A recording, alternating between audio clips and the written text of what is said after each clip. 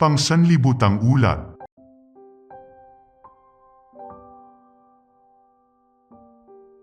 Paalam sa nakaraan.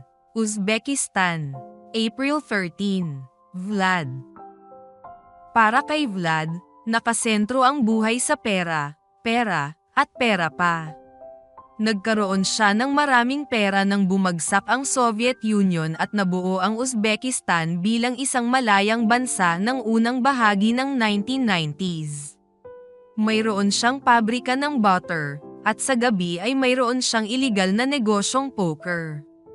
Namumuhay ng masagana si Vlad kasama ang asawang si Marina, at nakabili siya ng maraming apartment sa kabisera ng Uzbekistan, sa Tashkent. Subalit nahuli si Vlad at nakulong. Iniwan siya ng kanyang asawa. Nadurog ang puso ni Vlad, at pakiramdam niya ay wala ng halaga ang kanyang buhay. Sa kulungan, naisip ni Vlad ang Diyos sa unang pagkakataon. Kung tutulungan mo ako, maniniwala ako sa iyo. Ang panalangin niya, kung hindi mo ako tutulungan, hindi ako maniniwala sa iyo. Makalipas ang 1 buwan at 18 araw ay nakalabas siya ng bilangguan.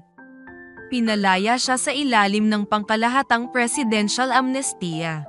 Kaya lang ay nakalimutan ni Vlad ang kanyang panalangin at bumalik sa paghahanap ng pera. Muli siyang nag-asawa at nagtrabaho sa South Korea ng ilang panahon. At nagbalik siya sa Uzbekistan. Nagbalik ang kanyang kaisipan sa Diyos nang nagsimulang dumalo sa isang pangangaral ng Ebanghelyo ng Seventh-day Adventist Church sa Tashkent ang kanyang ikalawang asawang si Alyona. Inanyayahan siyang sumama sa kanya. Pagkaraang matapos ang mga pagpupulong, nagpatuloy silang pumunta sa iglesia. Para kay Vlad, huminto na ang buhay niya na umiikot sa pera. Nagsimulang umikot ang buhay sa pag-ibig sa ibang tao. Pagkalipas ng 3 taon, ibinigay ni Vlad ang kanyang puso kay Jesus at nabautismuhan. At nagpasimula siyang maglingkod bilang Global Mission Pioneer, isang misyonerong nagbabahagi ng ebanghelyo sa kanyang sariling kababayan. Ibinahagi niya ang ebanghelyo sa kapwa Uzbeks. Kung dati ay kumikita siya ng malaki, ngayon ay kakaunti na lamang ang kanyang kinikita buwan-buwan. Dumating ang pagsubok sa kanyang bagong buhay nang kontakin siya ng kanyang unang asawa na si Marina. Kapwa tayo nagmamay-ari ng 3 apartment sa syudad. Ang sabi ni Marina, ibigay mo ito sa akin. Ang hiling ng dating asawa. Nakatira si Marina sa isa sa mga apartment. Bakante naman ang 2. Nakatira si Vlad kasama ang pangalawang asawa sa bahay ng magulang nito.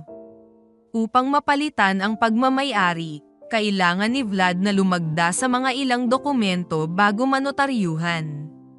Mabuti, ang wika ni Vlad. Magkita tayo sa opisina ng notaryo at lalagdaan ko ang paglilipat ng mga apartment sa iyo. Maraming itinanong ang notaryo. Kapwa ba kayo may-ari ng 3 apartment? Ang tanong niya kay Vlad. Oo, sagot naman ni Vlad. Nauunawaan mo bang nagkakahalaga ng ilang daang libong dolyares ang mga ito? Ang tanong niya. Oo, ang sagot ni Vlad. Ibinibigay mo itong lahat sa iyong dating asawa nang walang kapalit.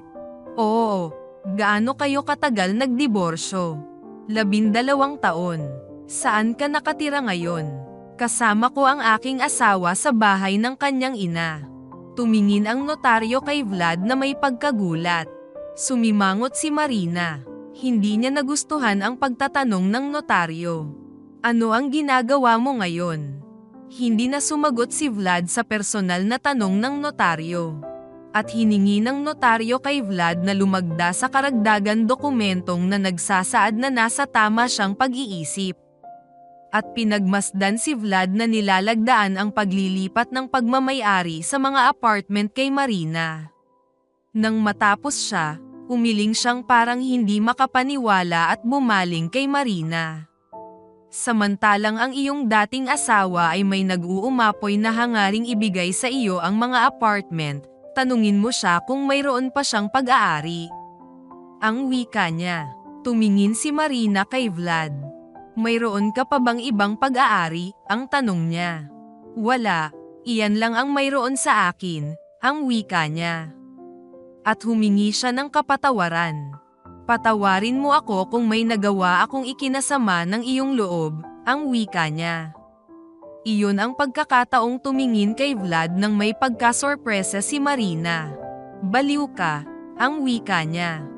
Hindi pinansin ni Vlad ang matalas na mga salita niya. Nilisan niya ang opisina ng notaryo na may galak sa kanyang puso. Masaya niyang ibigay ang mga apartment. Bahagi sila ng kanyang nakaraang buhay na walang Diyos. Hindi niya kailangan ang mga bagay na nagpapaalala sa kanyang dating pamumuhay.